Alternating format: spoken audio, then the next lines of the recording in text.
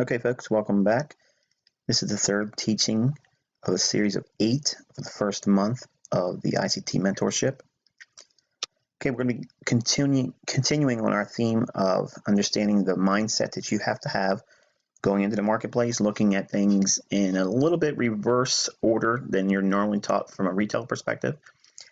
And this is one of those teachings that you're going to have that if you're new, you actually have the advantage here. For folks that have been trading for a while, that have adopted bad habits or an understanding or a belief that they have an understanding, it's going to be a little bit expensive for them because they're going to have to purge some of the things that they either subscribe to or wrestle with it until they either do or elect not to use this insight at all. I mapped out a crude depiction here, and I've been using it for months actually as a teaching tool. But we're going to really hammer it down in this mentorship because it's imperative that you know how we as traders are supposed to be viewing marketplace data delivery, reverse psychology, whatever the psychology of this informed money is. It's going to be diametrically opposed to that of the uninformed or speculative money, or quote unquote dumb money.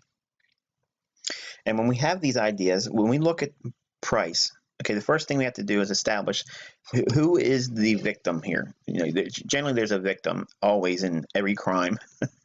And the perspective that the speculative uninformed money has is that, number one, they don't acknowledge that there's a smart money.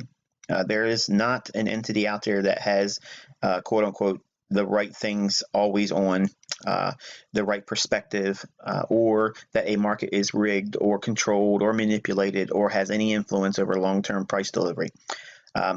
The uninformed money, okay, or those that are uninformed in regards to how smart money actually operates and exists in the marketplace, their actual perspective really is that indicators are the answer.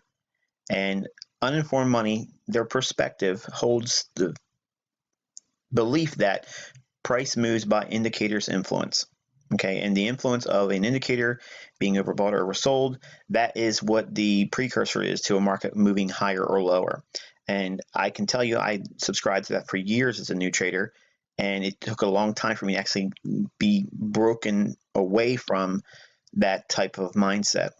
So if you're new and you haven't been exposed to indicator-itis and you're not infected with that yet, you're actually pretty good in terms of advantage. Those that like to use indicators are going to have a little bit of a struggle with this mentorship, because I'm telling you, basically, you need to get that out of your system, get that off your charts, because it is not how you're going to be able to see smart money. In fact, we're going to be able to use these indicators to be informed as to what the uninformed traders are actually thinking. So when we talk about sentiment next month, you'll have a lot more understanding about what that is, how it's developed, and what you can do with it. Now, obviously, we only exposed one side of the paradigm here by specifically dealing with the speculative uninformed money's perspective. You're not here to really so much learn about those individuals, because obviously we all know that there's a losing crowd in the marketplace, and your idea of being a part of that group is foolish. So we're here only to focus on what the smart money view is on the marketplace.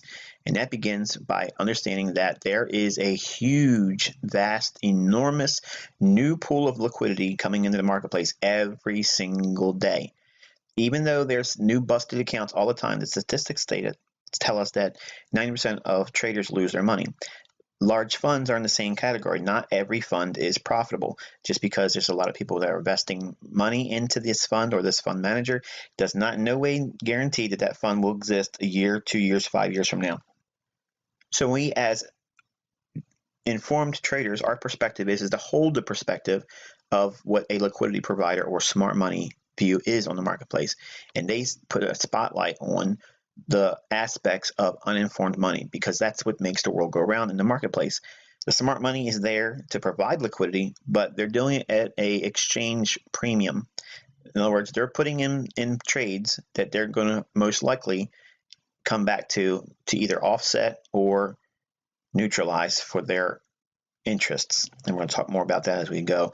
But for now, understand that the smart money knows, in fact, that there is a large body of uninformed money out there. Contrast that with what we spoke of concerning the uninformed money's perspective, is there's a lack of an entity out there that has a smart money perspective on the price. They don't have an opinion or an idea-based perspective that there is someone or some entity or entities out there that have a smart money perspective, or that the banks would actually trade against large firms or funds. That goes against the grain of what a free market is. So when we have a smart money perspective in the marketplace, we actually use their perspective as everybody else's liquidity. And price is delivered to engineer efficiency for the smart money entities only. It's not anything outside that. So to hold the perspective of a liquidity provider, you are adopting a smart money perspective, and everybody else is liquidity. And the liquidity is going to be in the form of buy stops, sell stops, pending orders above and below the market highs that are most recently formed on your charts. Once we understand that there's two distinct perspectives, that's what creates the market efficiency paradigm. Both groups, okay, have their individual perspectives. The one that is smart money, they have the unique perspective of understanding already what the uninformed money is going to believe about the marketplace, and that gives them their edge. On top of that, they're actually in control of price. Just like anything else, if you own a storefront or if you own a business and your commodity is sold, who sets the price for that commodity? You're the store owner. Well, currency is owned by the bank, and they set the price on the value of that bank note or that digit on your screen that says you have XYZ number of dollars in, or francs or pounds or whatever it is that you're measuring your currency in. That value is set by the central bank that has printed that money. And why this is such a speed bump for people's understanding is beyond me, because if you look at the state of the world we're in right now, obviously corruption and deceit is the name of the game. So it's not a shock to hear, if you first time being exposed to this, that the central banks are in absolute control of what their price of their currency is, and they can set it at any time at any price they want. Don't believe me? Look at what they did with the Swiss franc and the euro when it was depegged. Instantaneous wipeout. Okay. So once we understand both perspectives, okay, intimately, okay, we no longer have a at odds perspective on the marketplace. We don't vilify the market maker. We don't vilify smart money. We don't beat up or make fun of the uninformed money. In fact, what we do is we find a balance in between that. And we don't think in terms of victim or aggressor. We just think in terms of efficiency, because the markets are always going to trade in an efficient manner, but it's slanted and more prone to lace the pockets of the smart money, because they have the advantage of pricing wherever they want price to go to, and they already know what the perspective is of the uninformed money, and they also know how to manipulate that perspective at any given time based on chart patterns, based on indicators, based on just reactions to the market news.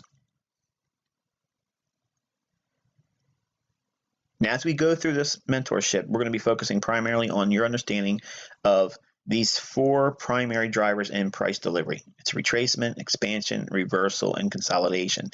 Now, we're not going to talk specifically about that, but I want you to understand that all the things we're teaching here, they're all frameworks for you to understand those four general principles. We can't teach specific contexts or topics without having a broad-based understanding and foundation, and that's what this entire month of September is doing. It brings everybody to a reference point to start at the same location. Some of you that are advanced, that watched a lot of my free tutorials over the years, you need to put that aside for a moment and start with this perspective in mind, and I promise you it's going to deliver everything that you've skipped over. We're going to fill in all those gaps. But understanding that the interbank price delivery algorithm, okay, to understand that, it's going to have to come by exposure, and exposure creates experience. That experience is going to give you the understanding of going into the charts, seeing what they should be doing at price, what you should be seeing in price,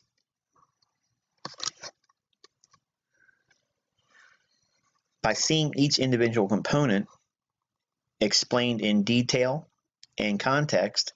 each individual part or component of the whole will be able to dovetail nicely, and you'll understand how everything fits together. But suppress that desire to feel like you have to have techniques and patterns and intricate secrets about how the chart does this or chart does that. You have to have the framework in mind and the foundation of why these things exist. Otherwise, all those little things ain't going to make any sense to you when I'm calling on you to refer to them. So with all that, what specifically should you be focusing on right now? As a new student in this mentorship, the first thing you need to know is there are very little things you should be bringing into your expectations and what your understanding should be. In other words, basically what I'm saying is you need to have no previous knowledge brought in with this. Kind of like put everything aside and assume, and it's very difficult for those that have already gone through different disciplines of trading because they have to try to forget what they already know. And even if they've made money with it, which is the worst thing that could have ever happened, is if anything outside of institutional order flow led to your profitability, it really was just coincidence. And coincidence can happen for a long time. I did it for 9 months and it was all pure luck, and then it no longer worked again. So understanding right now what it is specifically you're supposed to be doing, that's important as a new mentor student. The first thing you need to be doing is creating a daily price action log with price charts. Now, I know some of you don't want to do this. Some of you have resisted me telling you for years to do this, but I'm telling you, you all are here and you've paid for this mentorship. You paid for the understanding and experience that I've gained over the last 23 plus years. I can tell you how I got it was doing the very things I'm going to tell you to do in this specific video. It starts here. If you skip this video, if you skip what I'm teaching you in this video, if you ignore what I'm telling you what to do in regards to what specific things you should start with right now, it does not mean, okay, just because you've been trading longer than anybody else and because you have understanding what optimal trade entry is, because you understand what an order block bullish and bearish is, because you understand what a liquidity void is, that is not an advantage. Okay, you need to go back to square one and understand that this is strength in your development. If you don't do these types of things, you're actually going to hurt your development, and you're going to hurt and stunt your growth throughout this mentorship. So go back to square one. You're the new student.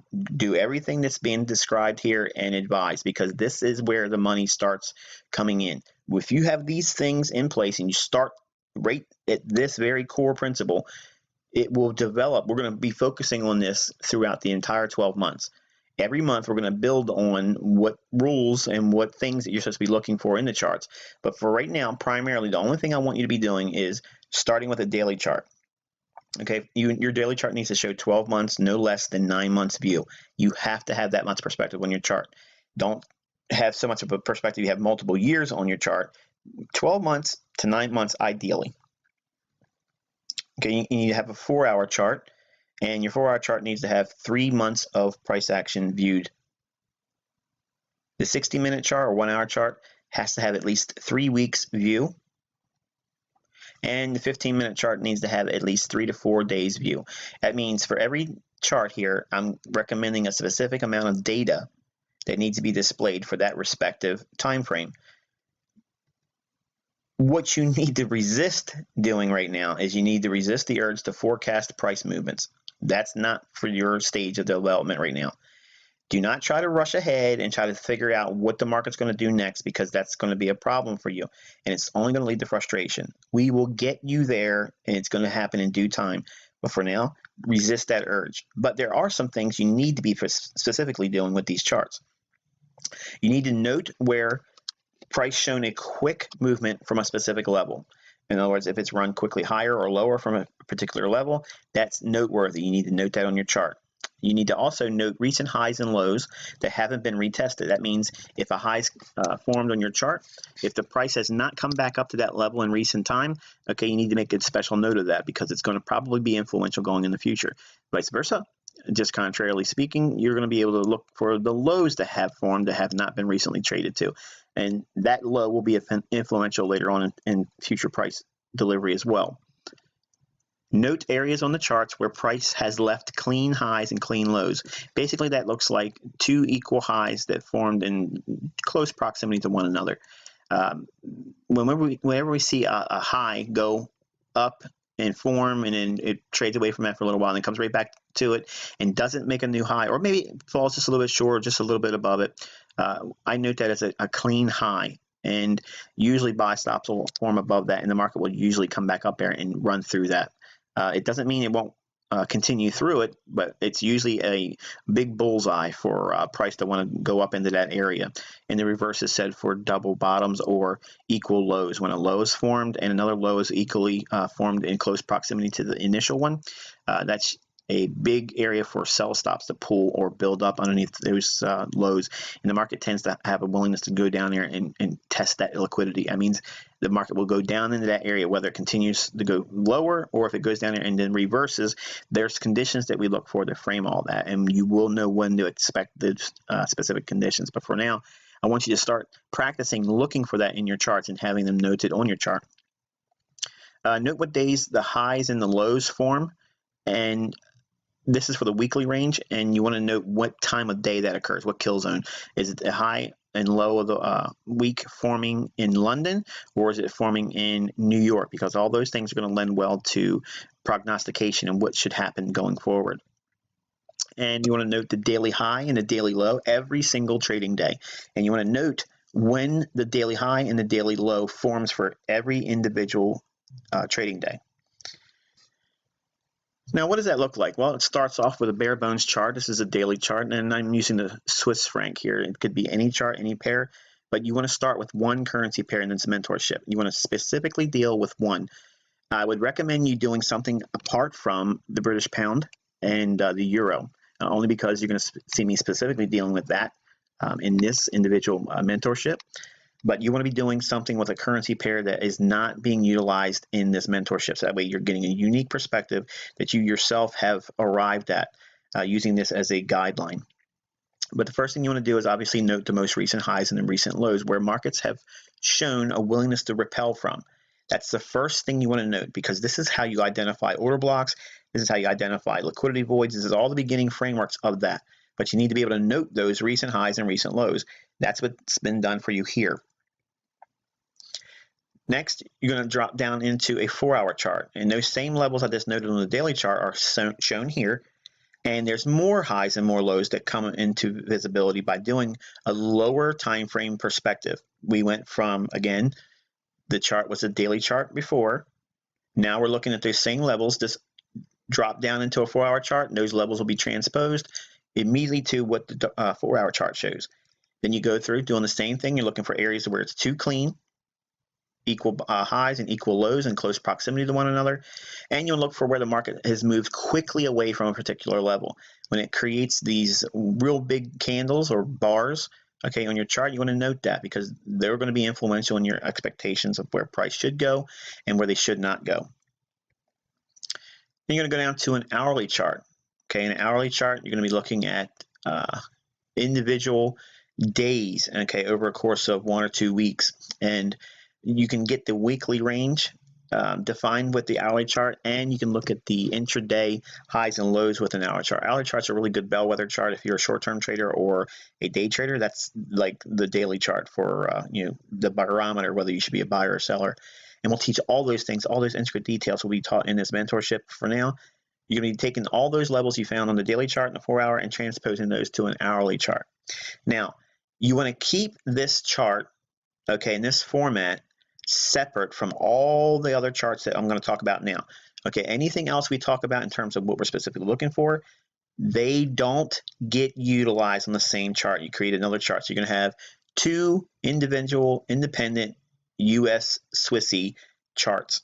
Okay, but you're going to carry the information on 2 separate charts. That way you don't have charts that are too busy, have too many things on there, and you get confused and all kinds of things that we're worrying about.